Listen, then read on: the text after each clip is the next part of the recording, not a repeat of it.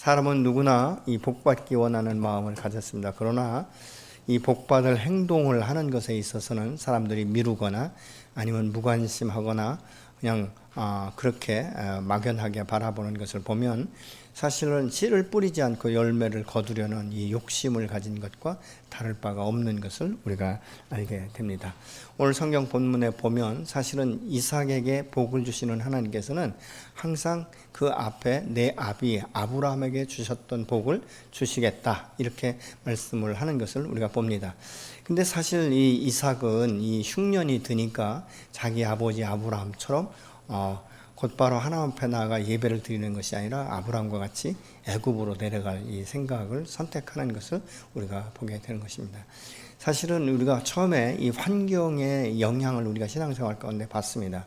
그러니까 환경에 이 흉년이 들면 사실 우리가 이제 예배에 대해서 나태해지기 시작하고 이 환경을 극복하기 위해서 싸우다 보니까 영적인 이 갈급함과 함께 영적 흉년이 들어오는 것을 봅니다. 근데 이삭을 보면 하나님께서 다시 그에게 찾아오셔서 말씀하시고 축복하시면서 그의 영혼이 먼저 풍년으로 바뀌는 것을 우리가 보죠. 그러면서 하나님 앞에 예배자로 서는 모습을 오늘 본문을 통해서 우리가 보게 됩니다. 사실 이 이삭 같은 경우는 보면 우리가 이 아브라함이나 야곱처럼 특별한 사건이 없어요. 그래서 어떻게 보면 그냥 무덤덤한 사람 같지만 그 안에 성실함이 있었던 것을 우리가 봅니다.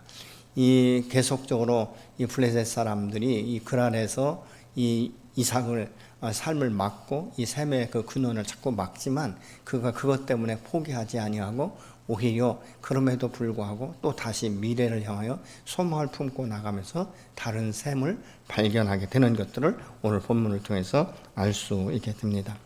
근데 참 이상한 것은요, 그 아버지가 애굽에 내려가서 자기의 생명이 위협을 느끼기 때문에 자기 아내를 누이라고 말했던 것처럼 이 이삭도 자기 아내 리브가를 자기의 누이다 이렇게 말하는 것을 보지 않습니까? 이런 것들을 보면 참 이 부모와 이 자녀 간에 이 보이지 않게 흘러가는 이 영적 흐름, 이런 것들을 우리가 발견하게 되는 것이죠.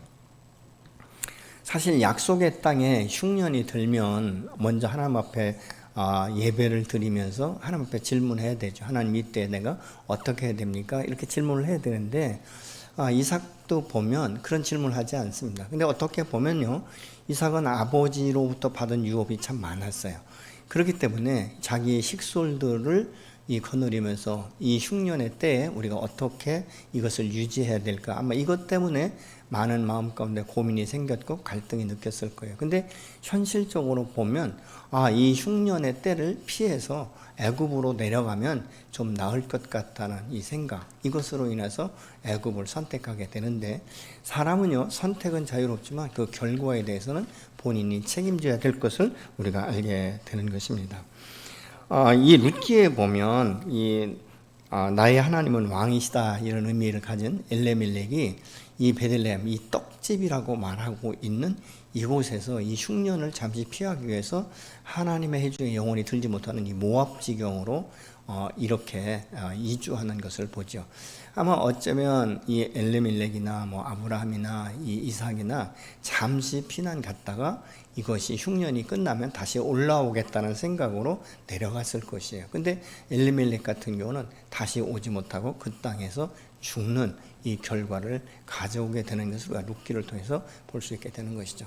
사실 이 이삭이 애굽으로 내려갈 때 하나님께서 말씀하기 시작하는 거예요. 이삭아, 너 애굽으로 가지 말고 내가 지시할 땅으로 가라. 그래서 26장 초반부에 보면 여호와께서 그렇게 말씀하거든요. 그러니까 이 이삭이 하나님의 음성을 들으면서부터 더 갈등을 느끼기 시작하는 거야. 아니, 내가 지금 이 환경 가운데 흉년이 들어서 이웃 가운데서는 이 부모로부터 받은 유업이라든가 또 이 가술들을 내가 먹일 수 없어서 어쩔 수 없이 피하는데 내려가지 말라고 하시면 그럼 내가 어떻게 해야 되는가? 여기서 더 큰 이 갈등을 갖기 시작하는 것이죠. 사실 우리가 이 하나님 안에서 이 믿음의 삶을 살아갈 때 내가 하나님 앞에 질문하지 않고 내 계획과 내 소견에 옳은 대로 행동하다 보면 때로는 하나님께서 말씀하실 때가 있다는 것이죠. 그때 더 심한 갈등을 우리가 느끼지 않아요? 그러니까 이 이삭은요, 애굽도 내려가지 못하고 약속의 땅도 가지 못하고 이 그랄이라는 이 땅에서 어정쩡하게 묻혀 있는 거예요. 그러니까 이것도 아니고 저것도 아니고, 여러분 우리가 신앙생활할 때 어떤 때는요 예배적으로 아마 열정적으로 서든지 아니면 정말 이 세상 사람처럼 그래야 되는데 예수 믿고 나서 이 세상으로 돌아갈 수는 없지 않습니까? 그러니까 신앙생활 자체가 때로는 어정쩡할 때가 있다는 거예요. 여러분 어떻습니까? 내가 이 길을 가고 있지만 하나님의 뜻이 아닌 것 같을 그때에 마음 가운데 갈등이 일어나지 않습니까? 이러지도 못하고 저러지도 못하는 이런 어정쩡한 이 상태의 삶을 우리가 살아갈 수가 있게 되는 것이죠.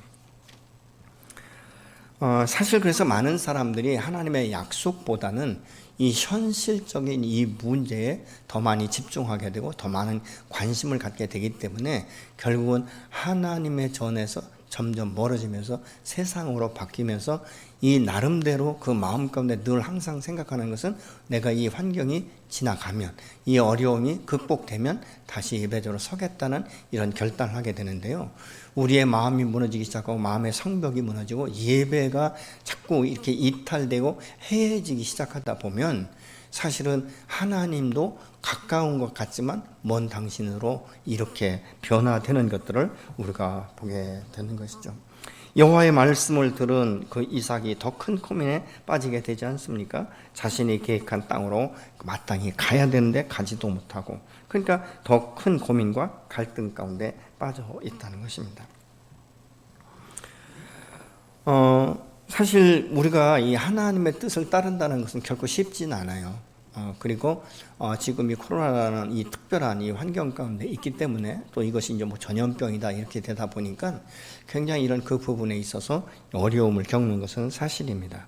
그런데 그렇게 어정쩡하게 있는 이 이삭에게 사신 하나님께서 찾아오셔서 말씀하기 시작하는 것입니다. 3절로 5절에 보면 기근은 있지만 내가 참고 견디면 첫째, 내가 너와 항상 함께 할 것이다. 이렇게 말씀합니다. 이것은 사실 물질의 축복보다도 더 중요한 게 뭔지 아십니까? 내 사신 하나님께서 나와 항상 함께 하신다는 것이 복인 줄로 믿으시기 바랍니다. 여호와 하나님이 나와 함께 하시면 내 인생의 길을 지도하시고 여호와 이레의 하나님을 만나게 하신다는 소망이 저와 여러분 안에 있기 때문에 승리자로 결국은 서게 되는 줄로 믿습니다. 예수님도 이 제자들에게 말씀하실 때 뭐라고 말씀하시죠? 내가 세상 끝날까지 너희와 항상 함께 할 것이다. 그러면서 담대하라. 내가 세상을 이겼노라라고 말씀하고 있지 않습니까? 세상을 이기신 여호와 하나님께서 어둠의 권세를 깨뜨리신 것처럼 오늘날 우리의 환경에 우겨쌈을 당하고 내가 고난과 고통과 역경 가운데 갈등을 이길 때도 하나님은 내 곁에 계시며 나와 함께 동행하시는 줄로 믿으시기 바랍니다. 그런데 우리가 이때 중요한 것은 하나님의 음성을 듣는 것이에요. 우리 하나님의 음성을 듣지 못하니까 더 큰 고민과 갈등 가운데 빠지는 것 아니겠습니까? 왜 하나님의 음성을 듣는 게 중요한가? 하나님의 음성을 들으면 미래에 대한 소망이 있고 그 하나님을 신뢰할 때 확신이 주어지고 그 말씀대로 이루어질 것을 믿음으로 선포하기 때문에 모든 역경과 고난을 극복할 수 있도록 전능하신 이 하나님께서 지켜주시기 때문에 그런 줄로 믿습니다. 그런데 여호와 하나님께서는 그에게 함께 하신다라고 말씀하시면서 뭐라고 말하냐?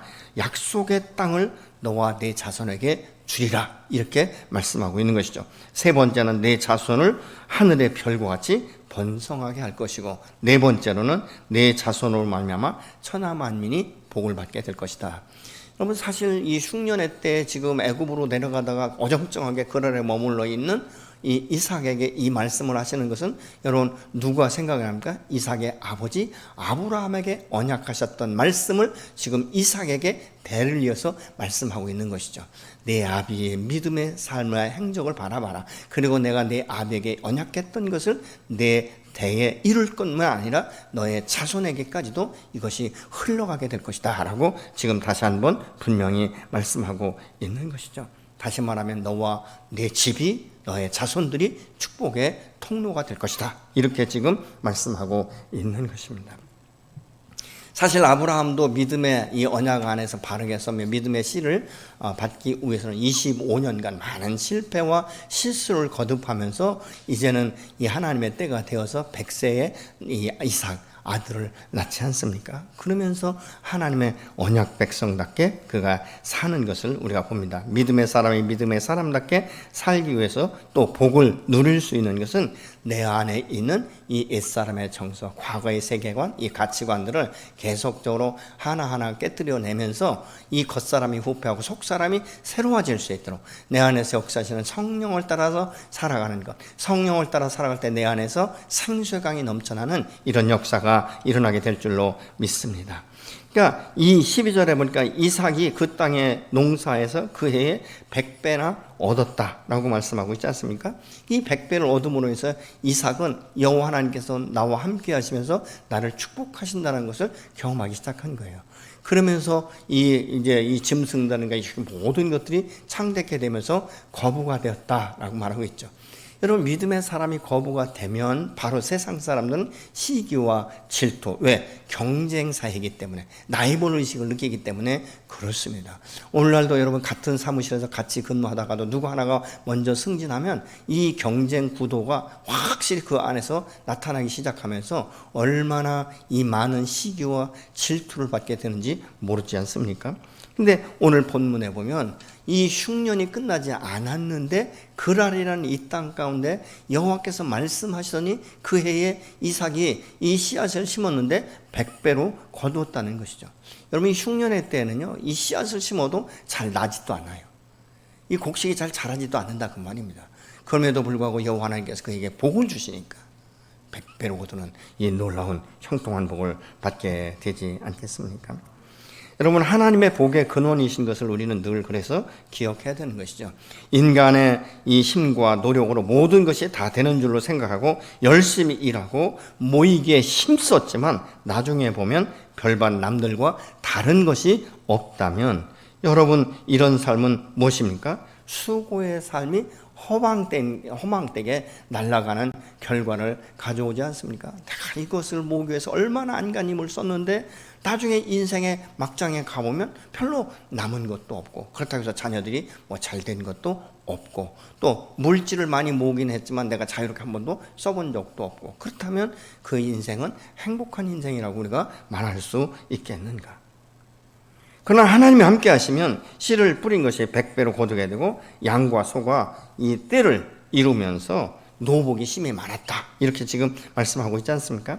하나님의 은혜가 넘치면 여러분, 나만이 아니라 다른 사람에게도 우리는 선한 영향력을 끼치는 자들이 되어야 될 줄로 믿습니다. 때론 예수를 믿기 때문에 불이익을 당할 수 있어요. 또 부당하게 양보를 해야 할 수밖에 없는 때가 있다 그 말입니다. 남에게 주었기 때문에 당장은 내가 손해보는 것 같지만 하나님은요, 당신의 나라와 당신의 영광을 위해서 믿음의 사람이 손해를 보고 불이익을 당한 것을 완전하게 기억하시면서 이후에 하나님의 방법으로 넘치도록 보상하시는 줄로 믿으시기 바랍니다. 하나님 앞에 믿음으로 행한 것은 손해가 아니라 앞에서는 손해보는 것 같고 멸망하는 것 같지만 결국은 하나님께서 그를 축복하시고 그를 들어 쓰시면서 그를 하나님의 영광으로 해서 높이게 되는 줄로 믿습니다. 세상 사람들의 삶은요, 그렇기 때문에 앞으로 남는 것 같지만 뒤로는 전대가 구멍이 뚫리면 다 새어나갈 수밖에 없는 것이죠. 그러나 하나님의 이 사람 믿음으로 살고 성실하게 살기 원하는 사람들에게는 아주 작은 것에서도 만족을 느끼며 감사하고 그 은혜를 찬양하며 하나님 앞에 예배자로서는 역사가 일어날 때에 하나님께서 그에게 기쁨을 주면서 미래에 대한 소망을 가지고 오늘 이 현실의 어려움을 극복할 수 있는 힘과 능력과 지혜와 명철을 주시는 줄로 믿습니다.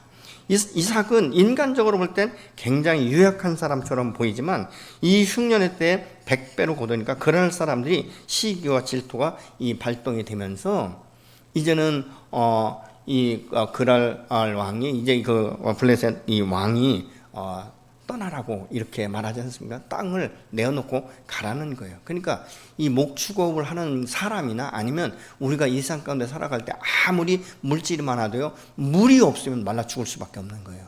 물은 그렇기 때문에 생명의 어떻게 보면 생명수다, 이렇게 말할 수 있지 않습니까? 그런데 이 가장 필요한 물을 지금 계속적으로 그랄의 목자들이 막아내는 거예요. 그러니까 이삭이 떠나긴 떠나야 되는데, 그러니까 여기에서 이삭이 선택할 수 있는 게 한 세 가지가 있죠. 그랄 목자들과 싸워서 이기든지, 아니면 적당한 선에서 뭐 돈을 주든지 뭘 주든지 타협을 하든지, 아니면 떠나는 수밖에 없는 것이죠. 근데 이 세 가지가 다 녹록하진 않다는 것이죠. 그러니까 이 이삭은 여기서 싸움을 선택하지 않습니다. 그러니까 결국은 떠나게 되는 것이죠. 근데 이 떠날 때마다 따라와서 괴롭히는 것이죠. 그러니까 이 샘의 근원을 발견해서 이젠 좀 평안할까 하면 또 그랄의 목자들이 와서 자꾸 시비를 붙고 이 싸우게 되는 것을 우리가 보게 됩니다. 여러분, 그렇다고 흉년이 끝난 것도 아니고, 그래서 딱히 갈 곳도 없고, 싸우자니 자신도 이제 없고, 그래서 그가 택한 것은 무엇입니까? 어렸을 적에 자기 아버지가 팠던 우물들을 기억하기 시작하는 것이죠. 그래서 이 아브라함이 팠던 이 우물들, 그래서 이 블레셋 사람들이 메웠던 이 우물들을 파니까 샘의 근원에서부터 생수가 쏟아지기 시작하는 것이죠. 그런데 그때마다 와서 다투기 시작하니까 그 우물의 이름을 에색이라 이렇게 짓지 않습니까? 이 에색이라는 말은 히브리 에세크라는 것인데 싸움, 다툼 이런 의미를 갖고 있습니다. 이 목자들 간에 이 다툼이 일어나니까 이삭이 싸우지 않고 하나님이 인도해 주실 이 다른 이 우물을 찾았더니 그들이 또 다투니까 그곳 이름을 신나라 이렇게 부릅니다. 이 신나라는 말은 대적한다라는 의미를 가지고 있습니다. 그러니까 블레셋 사람들이 이 이삭의 이 목자들이 우물을 팔 때마다 한 3번을 반복해서 막아서고 다투게 되는 것이죠. 여러분, 한 번도 아니고 2번, 3번씩 반복적으로 말하면 우리 안에 뭐가 올라오기 시작합니까? 분노가 올라오기 시작할 수 있는 것이죠. 뭐 내가 죽자 사자 싸우면 뭐 되지 않겠는가 이런 생각을 할 수 있는 것이죠. 근데 참 놀라운 것은요, 이삭도 전혀 모르는 사실이 하나 있습니다. 이제 이 3번씩이나 다툼이 있을 때 거기서 멈추지 않습니다. 그러니까 끝까지, 여러분 믿음의 사람은요 끝까지 가야 되는 거예요. 중도에 도종하차하시지 마시기 바랍니다. 현재 상황이 낙심하고 좌절할 수밖에 없는 환경이라 할지라도 여러분 우리의 인생은 그것이 끝이 아니에요. 주님은 다시 시작하게 하시는 분이신 줄로 믿으시기 바랍니다.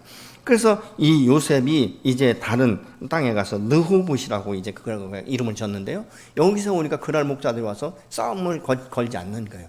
근데 가만히 보니까요, 이 이삭이 이 르호봇이라는 이 우물을 파고 그 지역을 바라보니까 먼저 팠던 우물을 팠던 그곳과는 전혀 이 지형이 다른 더 넓은 곳이었다는 것입니다. 그러니까 지금 눈앞의 것은 굉장히 우리가 힘들고 포기하기 어렵지만 나도 모르는 사이에 하나님께서 점점 더 넓은 땅으로 이삭을 인도하셔서 축복하셨다는 사실을 기억하시기 바랍니다. 여러분의 현재 환경이 어려울 때 이것이 끝이 아니고 하나님은 우리의 이 훈련, 이런 과정, 이 연단 과정을 통해서 나의 믿음의 지경을 넓히시면서 삶의 지경을 넓히시는, 확장시키시는 여호와 하나님이신 줄로 믿으시기 바랍니다. 그래서 사실 이 아브라함이 팠던 이 우물들을 계속적으로 파서 이 르호봇에서 이제 우물을 파니까 샘의 근원에서 물이 나왔는데 여기에 이 이삭이 머물지 않습니다. 그러면서 그곳 가운데서 다시 더 옮겨서 이제는 23절에 보니까 부엘세바로 올라가는 것을 우리가 봅니다. 근데 이 부엘세바라는 것은 특별히 이 영적인 깊은 의미가 있는데, 이것이 어디냐 하면 이 창세기 22장 19절에 보면 이 아브라함이 이삭을 하나님 앞에 번제로 드리라고 할 때 순종해서 그 산에 가서 이 결박하고 이 이삭을 치려고 할 때 하나님께서 멈추게 하시면서 그곳에서 이 번제를 드릴 이 순양을 준비해서 여호와 일의 하나님을 경험하지 않습니까? 여호와 일의 하나님을 경험하고 내려온 것이 바로 부엘세바예요. 그래서 이 부엘이라는 말은 우물이고 세바라는 말은 맹서 혹은 언약이라는 의미를 갖고 있습니다. 언약의 우물에 지금 올라가 있는 것입니다. 여러분, 이삭이 흉년으로 떠났다가 다시 지금 자기의 자리, 아버지 집으로 돌아온 것이죠.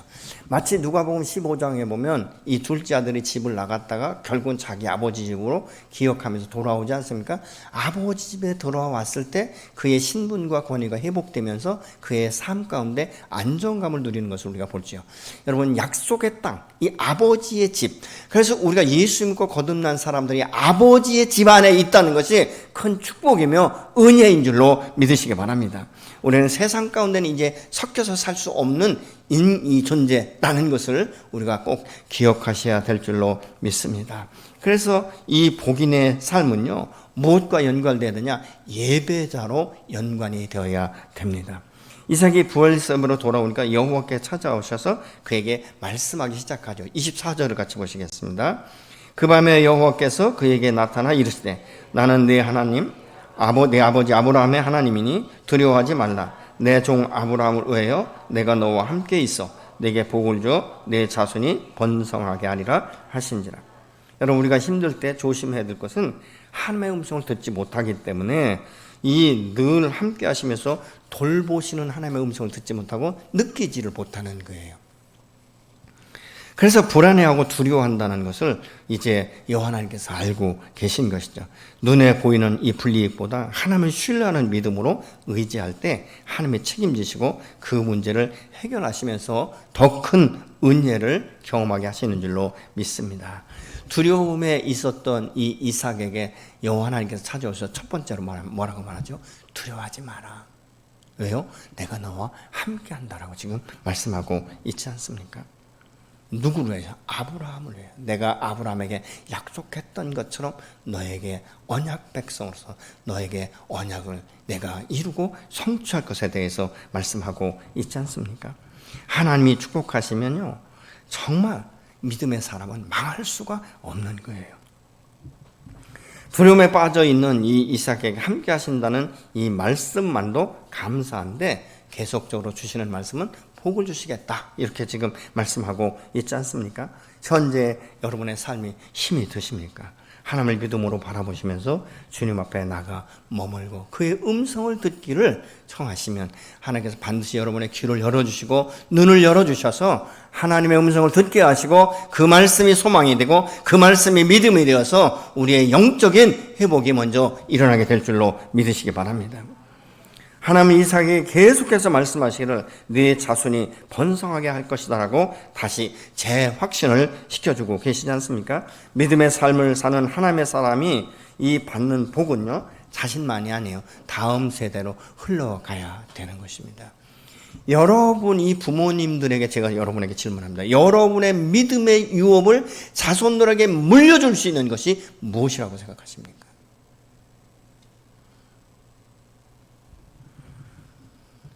이 두려움에 빠졌던 이삭에게 아브라함에게 함께 하셨던 것처럼 내가 너와 함께 할 것이며 아브라함에게 내가 복을 주겠다라고 말한 것을 너를 통해서 계승시키고 너에 대해서 끝나는 것이 아니라 다음 내 자손의 세대까지 흘러가면서 너와 내 자손으로 하여 천하 만민이 복을 얻게 될 것이다라고 분명하게 말씀하고 있는 것입니다. 이 블레셋 사람들이나 이 흉년보다 더 큰 이 하나님, 전능하신 하나님, 엘샤다의 하나님을 이삭이 만난 후에는 전혀 태도가 달라지는 것들을 우리가 보게 됩니다. 여러분, 이 현실이 너무 이 각박하고 이 두려움이요, 미래가 보이지 않아요. 아니, 오늘 현실이 이런데 내일이라고 무슨 소망이 있겠는가? 아니, 5년, 10년 후에 무슨 뭐 별수가 있겠는가? 우리가 그렇게 생각하는 사람들은 미래에 대한 소망이 없기 때문에 오늘을 함부로 살아가요. 소망이 없는 사람은요, 미래를 예비하지 않습니다. 소망이 있는 사람은 미래를 예비하게 되어 있어요. 아멘. 여러분, 내가 미래를 예비하고 자녀들의 삶 가운데 믿음의 이 본을 보이고 그러면 자녀들이 그 모습을 보면서 닮아가게 되어 있는 거예요. 저는 이 이삭이 이 하나님의 음성을 듣고 나서 바뀐 게 하나가 있어요. 뭐냐면 그 전에는 우물을 팔 때 장막을 먼저 짓고 우물을 팠습니다. 근데 25절에 가면 바뀌어요. 상황이 바뀝니다. 이삭이 먼저 하나님 앞에 제단을 쌓고 그 후에 장막을 치고 샘을 파는 것을 우리가 볼 수 있게 됩니다. 25절 보시겠습니다. 이삭이 그곳에 제단을 쌓고 여호와의 이름을 부르며 거기 장막을 쳤더니 이삭의 종들이 거기서도 우물을 팠더라. 하나님의 음성을 듣고 확신을 가진 이삭이 뭐가 회복되냐? 믿음이 회복되기 시작했다는 것이죠. 그의 영혼이 살아나기 시작한 거예요. 그의 예배가 회복되기 시작했다 그 말입니다. 여러분, 영적인 회복이 먼저 일어나면 현실의 환경, 이 흉년을 극복할 수 있게 되는 줄로 믿으시기 바랍니다. 이삭은 이 예배를 드리면서 하나님께서 자기에게 행하신 이 은혜를 기억하기 시작하는 것이죠. 그리고 자기에 찾아오셔서 함께 하시면서 미래에 대한 축복하실 것을 말씀하시는 그 말씀이 신뢰가 되기 시작하는 거예요. 그러니까 장막보다도 먼저 주님 앞에 예배를 드리는데, 어떻게 보면 이삭은요, 이 예배가 첫 번째 예배다라고 볼 수 있는 거예요.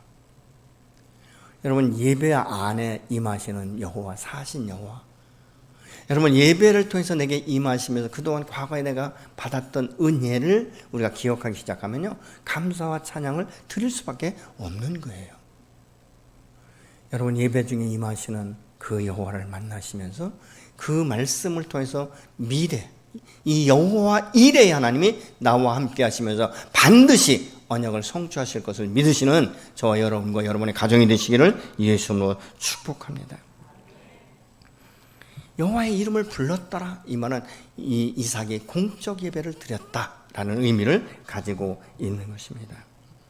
그는 예배의 감동이 일어나기 시작했고 감사할 줄 아는 사람으로 변화된 것이죠. 여러분, 우리가 주님 앞에 이렇게 응답을 받고 나면, 자칫하면 사람들이 마음이 높아질 수 있고요, 또 모든 이 마음이 해하게 풀어질 수 있어요. 그래서 여기가 좋사오니 초막을 짓고, 그래서 변화산에서 이야기했던 것처럼 우리가 그렇게 여기가 좋사오니 이렇게 생각할 수 있거든요. 그러면 아무 일도 안 하고 자기 안에 있었던 이 마음속에 가지고 있었던 어떤 계획, 이런 것들을 추진해 나가기가 참 쉽습니다. 그러나 믿음의 사람은 그것이 아니라 그럼에도 불구하고 성실하게 내가 해야 될 일을 행하는 것, 그것이 바로 믿음의 사람의 모습인 줄로 믿습니다. 여기서 보니까요, 이삭이 이제 이 하나님 앞에 이 예배를 드리면서 또 그 이삭의 이 목자들은 이 우물을 파는 것을 볼 수 있어요. 왜냐하면 이 목축업을 할 때 물이 없으면 안 되지 않습니까? 그렇기 때문에 하나님의 축복하신 것으로 만족하지 아니하고 그 안에서 그 축복을 누리면서 은혜 안에서 우물을 계속 파고 있는 것을 우리가 볼 수 있게 되는 것이죠. 여러분, 여호와 하나님께서 주시는 이 생명의 이 물은 영원히 목마르지 않는 물인 줄로 믿으시기 바랍니다. 요한복음 4장에서 사마리아 여인에게 예수님께서 내가 주는 물을 먹는 자는 영원히 목마르지 않을 것이다 라고 말씀하시면서 요한복음 7장에는 뭐라고 말씀하고 있습니까? 그 배에서 생수강이 넘쳐나리라. 그것은 바로 성령을 의미한다라고 말씀하고 있지 않습니까? 예수 믿고 구원받은 하나님의 사람들에게 성령이 임하셔서 성령이 충만할 때 믿음이 충만하고 그 안에 하나님의 복과 은혜를 기억하며 날마다 예배자로 서서 하나님의 정직하게 행하는 이 삶을 살아갈 때 그 거룩한 영성이 회복되면서 하나님께서 그를 들어 쓰시고 그를 축복해 주시는 줄로 믿으시기 바랍니다. 참 놀라운 일이 있어요.